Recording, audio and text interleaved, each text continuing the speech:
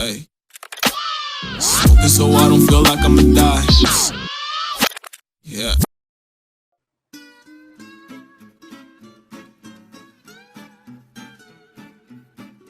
Assalamualaikum warahmatullahi wabarakatuh. Perkenalkan, nama saya Agam Maulana Aher dari kelas 1B Prodi TMJ. Di sini saya akan menjelaskan faktor-faktor yang mempengaruhi dari kesehatan kerja. Jadi ada 3 faktor, yaitu faktor lingkungan, faktor manusia, dan faktor alat dan mesin. Mari kita bahas faktor yang pertama, yaitu faktor lingkungan. Faktor lingkungan sangat berpengaruh dalam kesehatan, keselamatan, dan kerja. Bekerja pasti menginginkan kondisi di sekitar pekerjaannya itu baik, karena kondisi tersebut dapat mengarah pada kenikmatan dan kesenangan secara fisik. Misalnya, penerangan yang terlalu kecil dapat menyebabkan ketidaknyamanan fisik. Udara yang kotor ataupun miskinnya ventilasi juga dapat membahayakan kesehatan para pekerja. Lingkungan fisik di mana individu bekerja yang mempunyai pengaruh pada jam kerja maupun sikap mereka terhadap pekerjaan itu sendiri. Ada dua faktor penting yang mempengaruhi lingkungan kerja.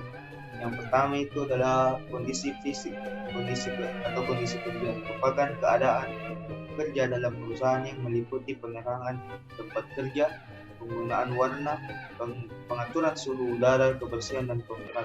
Yang kedua yaitu kondisi non fisik atau iklim kerja, sebagai hasil persepsi karyawan terhadap lingkungan kerja yang tidak dapat dilihat atau disentuh, tetapi dapat dirasakan oleh karyawan tersebut.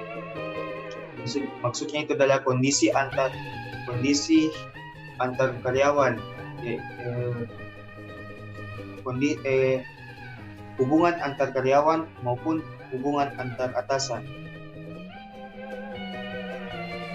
Berikut ini adalah contoh-contoh dari faktor lingkungan. Yang contoh pertama yaitu adalah contoh lingkungan kerja yang kotor dan tidak terawat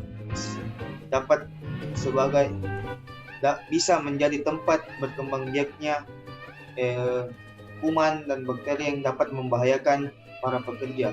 Yang kedua yaitu kondisi lingkungan kerja yang bersih dan teratur membuat para karyawan nyaman dan dapat meningkatkan produktivitas dari tempat kerja tersebut. Yang kedua yaitu faktor manusia. Jadi faktor manusia merupakan hal yang penting yang ada di dalam perusahaan. Nah, manusia adalah suatu aset perusahaan dalam melakukan pekerjaannya. Apabila perusahaan melakukan rekrut karyawan sesuai dengan aturan, baik dari segi kemampuan ataupun skill yang dimilikinya, maka pihak perusahaan akan dapat mencapai tujuan dan sasaran yang telah diterapkan oleh perusahaan.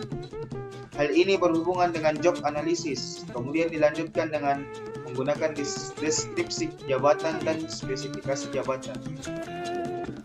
Ada 3 faktor manusia, yaitu yang pertama yaitu faktor fisik dan mental.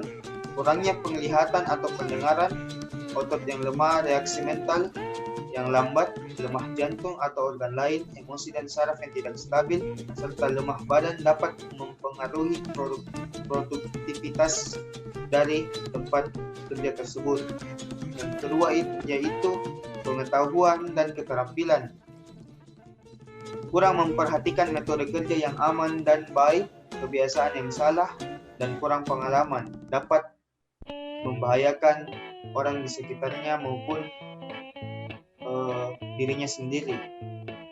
Yang kedua yaitu sikap, kurang minat atau perhatian, kurang teliti, malas dan sombong, tidak peduli akan suatu akibat, serta hubungan yang kurang baik antar karyawan dapat menjadi masalah internal yang bisa mengacaukan suatu perusahaan. Berikut ini contoh-contoh dari faktor manusia. Yang pertama yaitu contoh faktor manusia yang termasuk dalam faktor kedua tadi, yaitu pengetahuan dan keterampilan.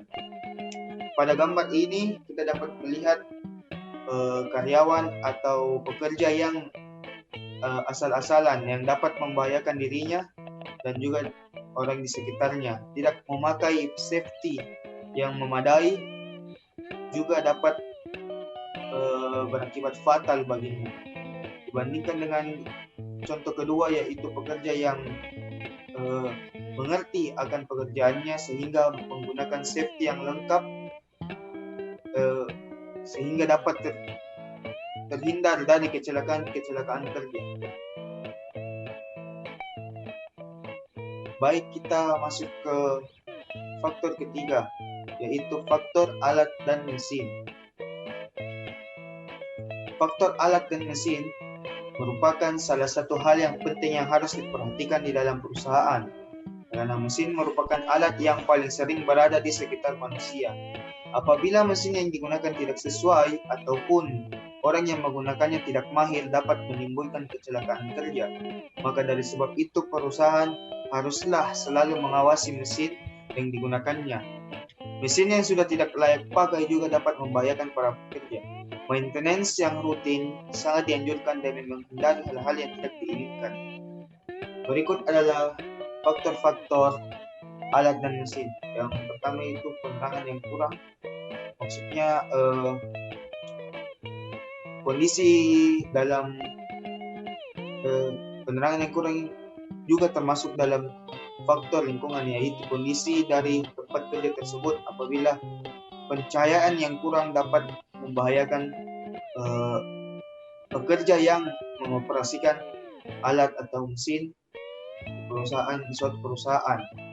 Kedua itu mesin yang tidak terjaga. Mesin yang rusak ataupun yang tidak layak pakai lagi itu sangat berbahaya bagi para pekerja. Walaupun para pekerja tersebut merupakan seseorang yang profesional dalam bidangnya, apabila mesinnya yang rusak atau tidak terjaga dapat membahayakan dirinya ataupun orang lain. Ketiga itu yaitu kerusakan teknis. Kerusakan teknis ini bisa diartikan sebagai kerusakan yang diakibatkan oleh alat dan mesin ataupun oleh manusia. Berikut adalah contoh-contoh bahaya dari faktor alat dan mesin. Yang pertama yaitu alat berat atau ekskavator yang terguling di suatu pelabuhan diakibatkan oleh pengendara yang lalai sehingga ekskavator tersebut terbalik. Contoh kedua yaitu pekerja yang tersangkut di alat mesin dari suatu perusahaan. Hal ini bisa diakibatkan oleh kelalaiannya ataupun ketidakmahirannya dalam mengoperasikan suatu alat mesin. Maka sesuai dengan faktor yang telah saya sebutkan tadi, faktor manusia itu sangat penting juga, karena kemahiran atau ketelitian sangat diperlukan dalam pekerjaan berat.